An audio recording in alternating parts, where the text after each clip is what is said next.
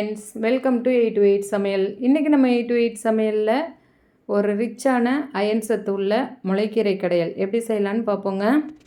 இந்த கீரை மார்க்கெட்டில் கிடச்சா விட்டுடாதீங்க. இது ரொம்ப சூப்பராக இருக்கும் சாப்பிட்றதுக்கு அண்ட் ரொம்ப ரிச்சான அயன் சத்தும் இருக்குங்க. இதில் இதோட ஸ்பெஷலே பார்த்திங்கன்னா நம்ம கரண்டி வச்சு நல்லா கடைகிறது தான் ரொம்ப டேஸ்ட்டாக இருக்கும். நம்ம மிக்சிலேயோ அந்த மாதிரி அரைச்சிடக்கூடாது, அதோட டேஸ்ட் ரொம்ப டிஃபர் ஆகும். வாங்க இது எவ்வளோ சூப்பராக நம்ம செய்யலான்னு பார்க்கலாங்க.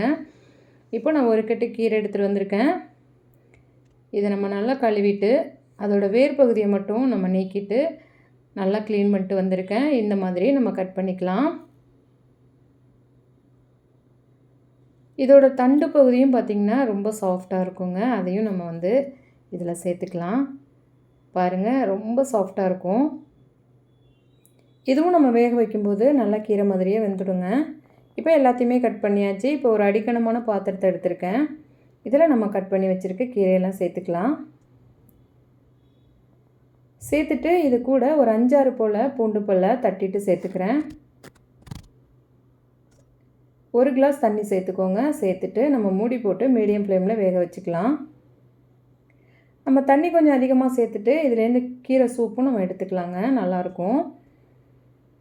இது தண்ணியெல்லாம் நல்லா குறைஞ்ச பிறகு நல்லா வற்றி வரணுங்க தண்ணி. அந்தளவுக்கு 1 கிளாஸ் தான் நம்ம தண்ணி சேர்த்துருக்கோம். அந்த தண்ணி ஃபுல்லாக ட்ரை ஆகுச்சு அப்படின்னாக்கா கீரை கரெக்டாக வந்துடும்.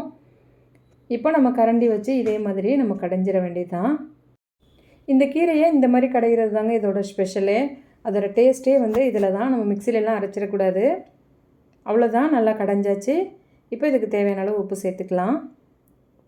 சேர்த்துட்டு நம்ம இப்போ இதுக்கு ஒரு தாளிப்பு கொடுத்துடலாம். 1 ஸ்பூன் எண்ணெய் சேர்த்துக்கிறேன். எண்ணெய் சூடானதும் 1 ஸ்பூன் கடுகு, 1 ஸ்பூன் உளுந்தம்பருப்பு, 2 வரமிளகாய் கிள்ளி வச்சுருக்கேன், அதையும் சேர்த்துடலாம். மிளகாய் நல்லா பொரிஞ்சதும் இப்போ நம்ம கீரையில் சேர்த்துடலாம். அவ்வளோதாங்க. இந்த தாளிப்பு சேர்க்கும்போது ரொம்ப கமகமன்னு சூப்பராக இருக்கும் வாசம்.